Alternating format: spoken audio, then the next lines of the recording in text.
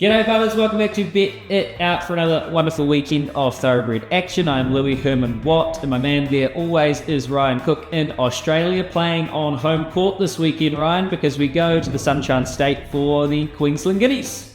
Yes, hello again, Louis. Very excited for the Winter Carnival to finally get underway. I'm going with Boomtown Boss each way in this race. His first look at the mile, but I think there's a bit of rain about this coming weekend up here in Queensland, so that should suit him.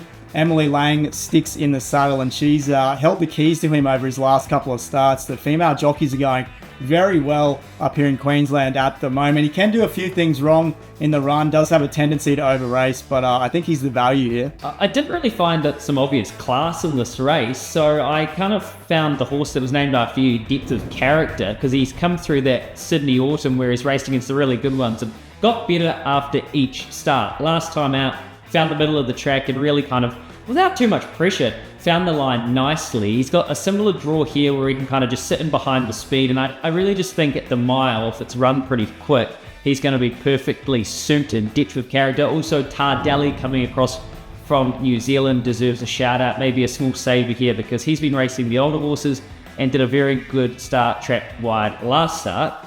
Let's head down to South Oz for the Derby.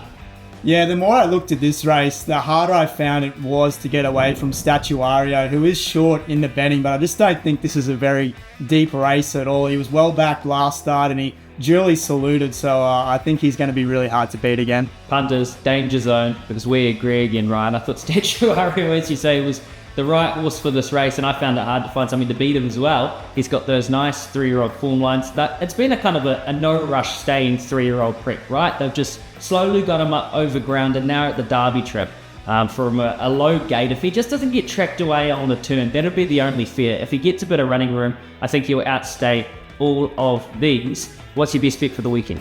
I'll stick at Morphettville race 2. I was with Albertville last week. He was my best as well, and he was scratched morning odds, so I think he'll be tough to beat again here at a short price. Hey, race 5 at Riccarton. Cambridge started Tony Piker snuck Lucy in the Sky, a well above average 2-year-old down there. I think that is very smart placement. She'll be extremely hard to beat. Punters, have a great weekend. You win some, you lose more. For free and confidential support, call the number on the screen or visit the website